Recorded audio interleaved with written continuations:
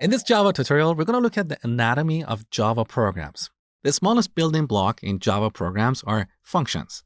A function is a block of code that performs a task. As a metaphor, think of the buttons on the remote control of your TV. Each button performs a task. Functions in programming languages are exactly the same.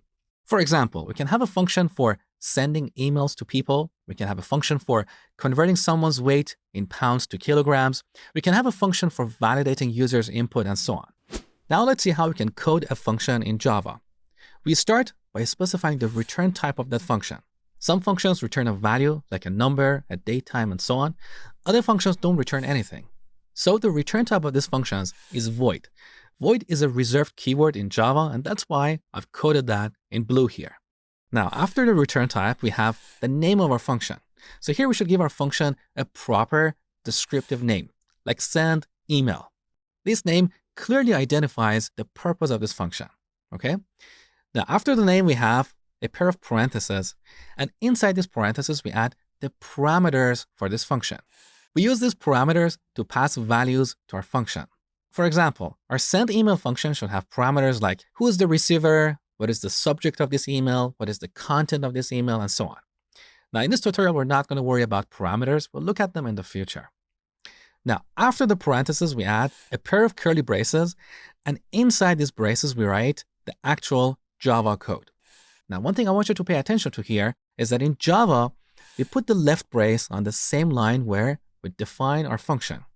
In other programming languages like C#, it's more conventional to put the left brace on a new line, but we don't do that in Java. So we put the left brace on the same line where we define our function. Now, every Java program should have at least one function, and that function is called main. So main is the entry point to our programs. Whenever we execute a Java program, the main function gets called, and the code inside this function gets executed, okay? Now, these functions don't exist on their own. They should always belong to a class. So a class is a container for one or more related functions. Basically, we use these classes to organize our code, just like how products are organized in a supermarket. In a supermarket, we have various sections like vegetables, fruits, cleaning products, and so on. Each section contains related products. By the same token, a class in Java contains related functions. Now, every Java program should have at least one class that contains the main function. Can you guess the name of that class? It's main. So this is how we define a class in Java.